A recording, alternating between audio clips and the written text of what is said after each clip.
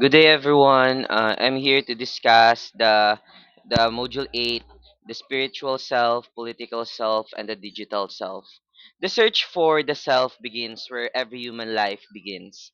With the body, the physical and biological self is the most undeniable part of who we are. It is the first home we ever know and the only possession that accompanies us from birth until death. From the moment we open our eyes, our genetic inheritance, bodily structure, health condition, and physical appearance become the primary lenses through which we experience reality and through which reality experiences us. So this module opens with learning objectives to examine the body powerful role in self-perception because no understanding of the self can proceed without first recognizing how deeply genetics, health, and body image shape the way we feel, think, and present ourselves to the world. Genetic does not merely determine eye color or height. It writes the first draft of our life story. It decides predisposition to strength or fragility, beauty standards or deviation from them, even subtle tendencies in temperament and metabolism. These inherited traits are read instantly by others and become the earliest source of pride, shame, acceptance, or rejection. Health, in turn, adds daily texture to this biological narrative. Whether we move through life and boundless energy or navigate chronic pain, disability, or illness, our physical state continuously rewrites our sense or capability. Body image emerges as the psychological mirror of the biological self. It is rarely an accurate reflection. Instead, it is colored by family comments, peer comparisons, media ideals, and cultural preferences. The gap between how our body actually and how we perceive it can become a source of lifelong confidence or persistent insecurity. Learning to live comfortably in one's skin, especially when it does not match dominant standards of beauty or ability, is one of the most universal yet deeply personal journeys in human development. Gender and physical appearance uh, acts as two of the strongest social filters placed over the biological self for infancy. Society teaches us which bodies are celebrated, which are disciplined, and how gender must be performed through posture, clothing, voice, and behavior. These expectation collide with our internal experience, sometimes creating harmony, sometimes sparking tension or outright rebellion. Appearance becomes a currency, valued or devalued according to ever shifting standards, while gender script tell us how a real man or real woman should look, move, and desire. Beyond flesh and bone, identity extends into the material world. The materialistic and economic self reflects the truth that in modern society we are often judged and judge ourselves by what we own and what we can afford. Houses, clothes, gadgets, cars, and bank balances become visible extension of the person, broadcasting success, taste, sophistication, or struggle. Possession are no longer just tools; they are symbols that say, "This is who I am. This is where I belong." Socioeconomic status reaches even deeper. Growing up in abundance or scarcity shapes values, aspiration, trust in the future, and even personality traits. Money is not never just money. It is access, freedom, security, or the lack of all three. It influences the school we attend, the networks we enter, the risk we dare to take, and the dreams we believe are possible. Economic position can feel like destiny, yet discover the truth. The true identity is forged not by how much one has, but how one chooses to relate to having or not having. Consumerism and materialism intensify this relationship.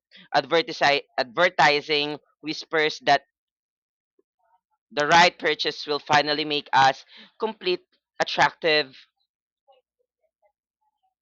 respected, or happy.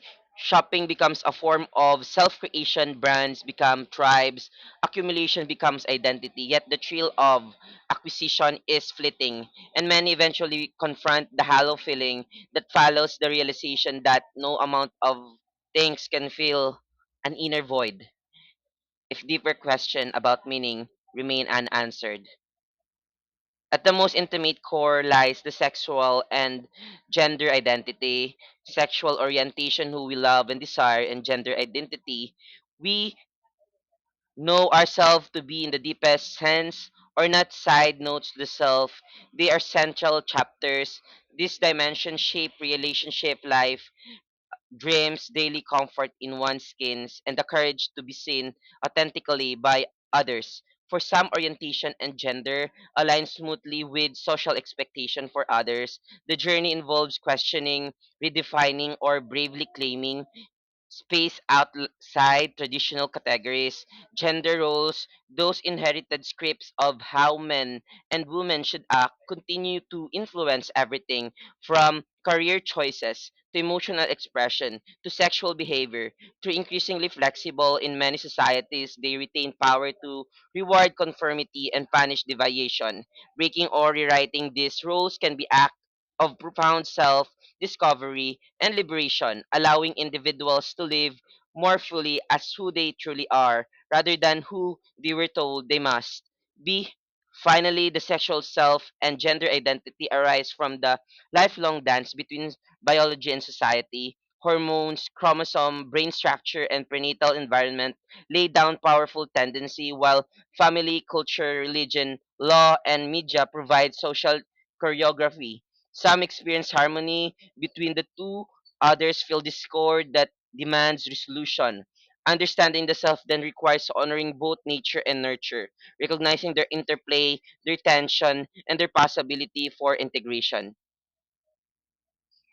So this module invites you to explore this three profound dimension of identity with curiosity, respect, and courage, knowing that in understanding them are deeply, you move closer to understanding the ever unfolding question, who am I?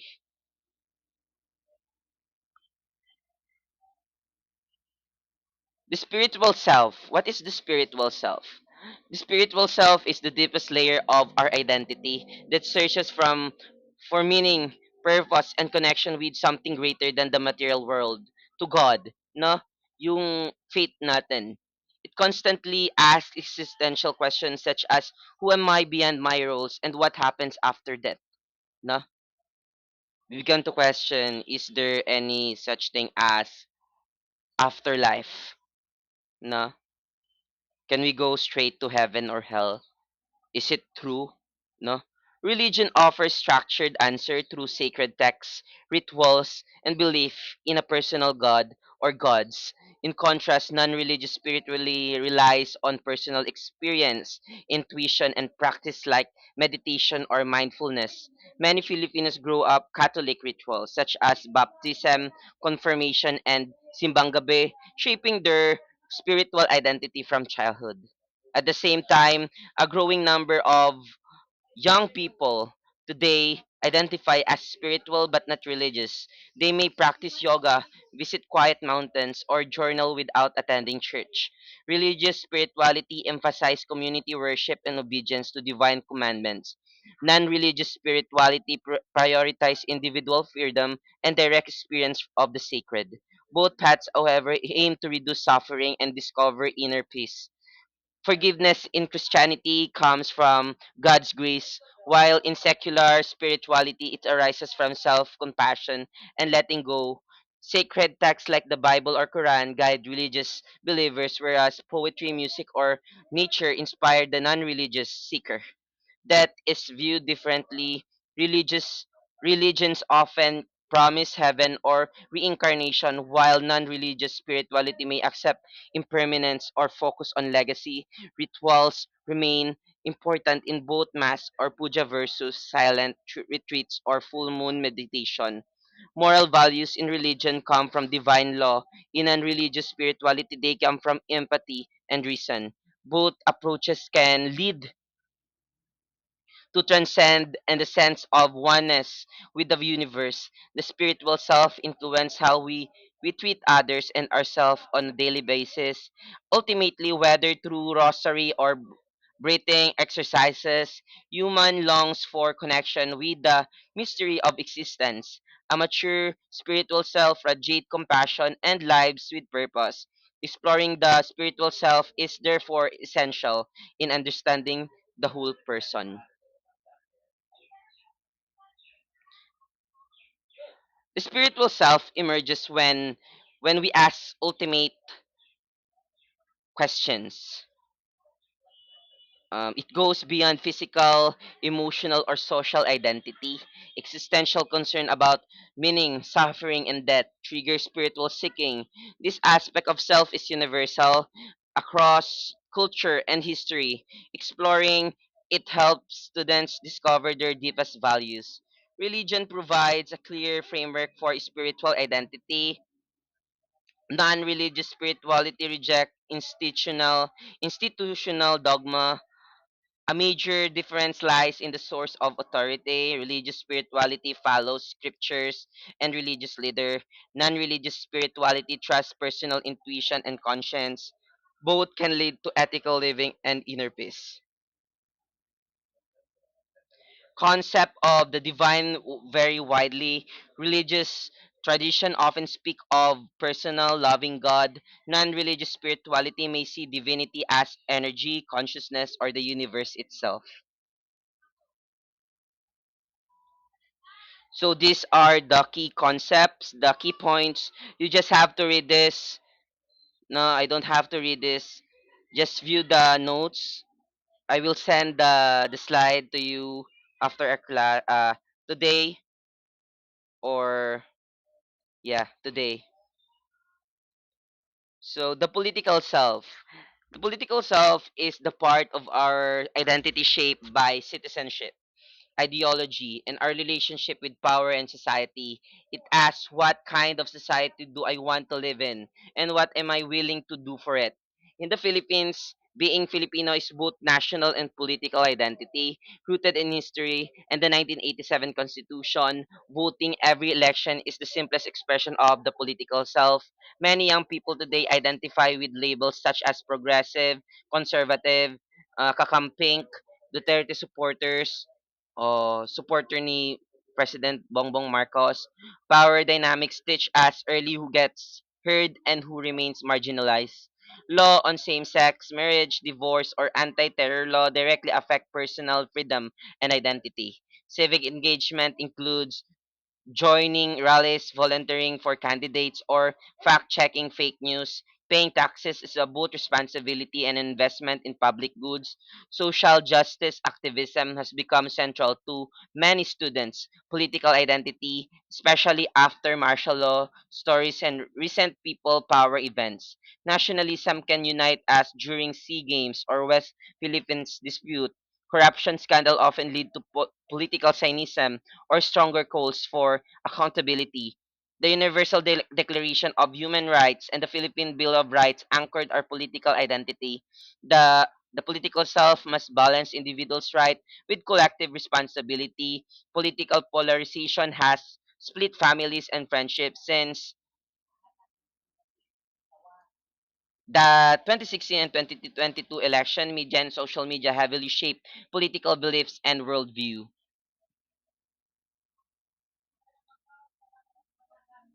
The political self develops through awareness of power structures. It's shaped by nationality, laws, and governance systems.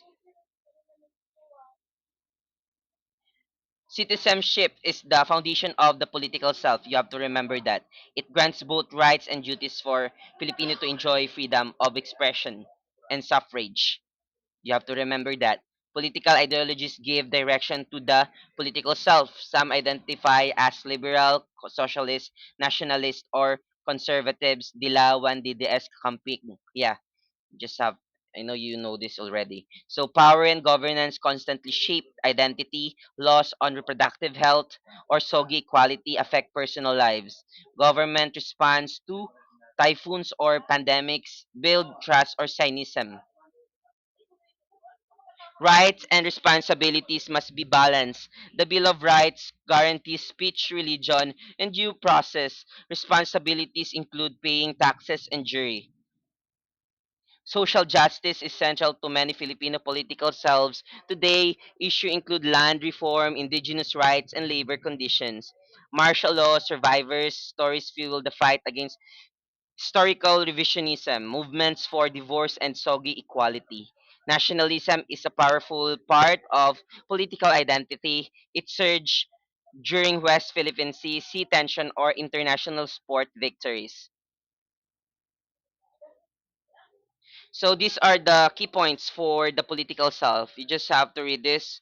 No, this is the summary of what I just said. No, okay. The digital self is the version of us that exists online through profiles, posts, and interactions. It is sometimes called the cyber self or online persona. In the Philippines, over 76 million use Facebook daily. The digital self has become inseparable from overall identity. Many students create a highlight reel showing only happy moments and achievements. Other creates anonymous accounts to express through they hide in real life. Social media algorithm feed us content that reinforce existing belief.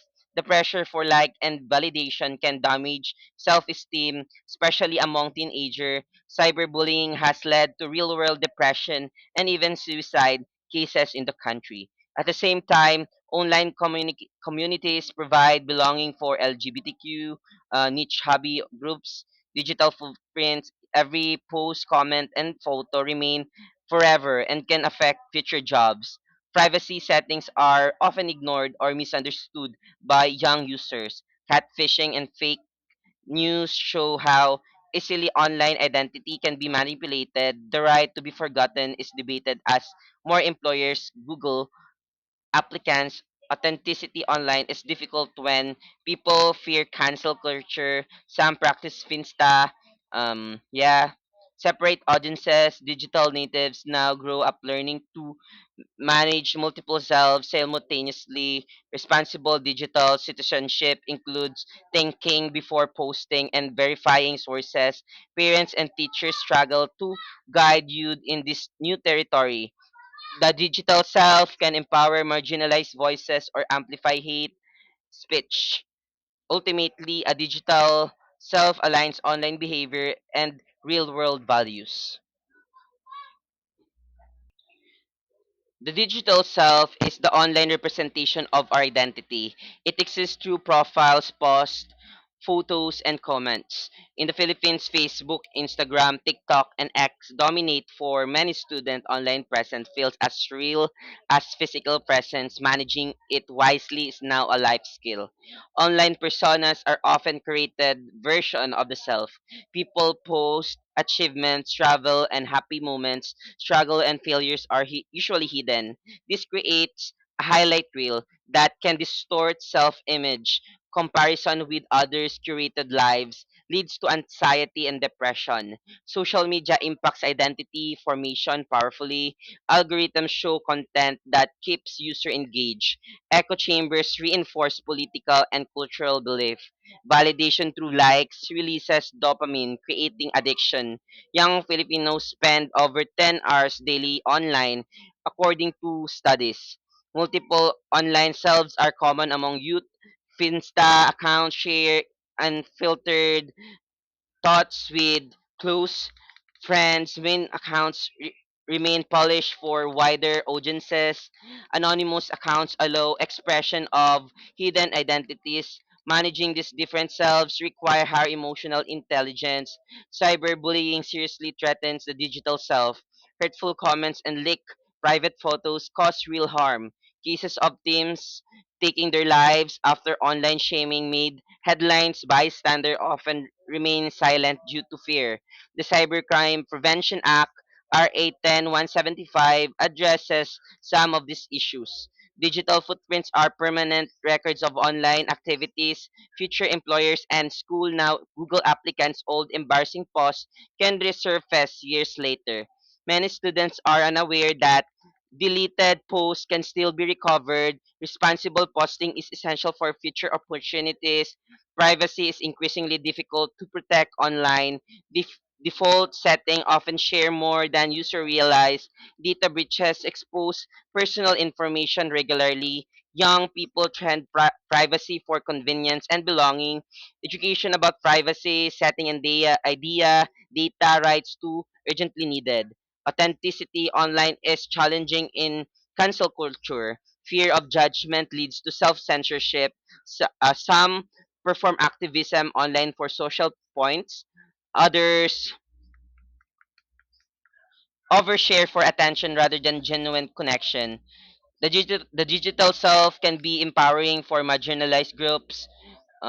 Yeah, a mature digital self reflects real world values online. I think it's before posting and verifies information, it respect others' dignity and protect personal boundaries. So here are the key concepts. You just have to read this. I hope that you learned from my discussion. This is the key points. This is the summarized part of what I discussed. Please read this, and I have the module in our Google Classroom. I have posted in there, and you just have to watch it. Okay. I hope you have a nice day, and make sure na you review because we are going to have an exam na probably next week or next week. I think it's next week. Okay, please review and have a nice day, and thank you for watching.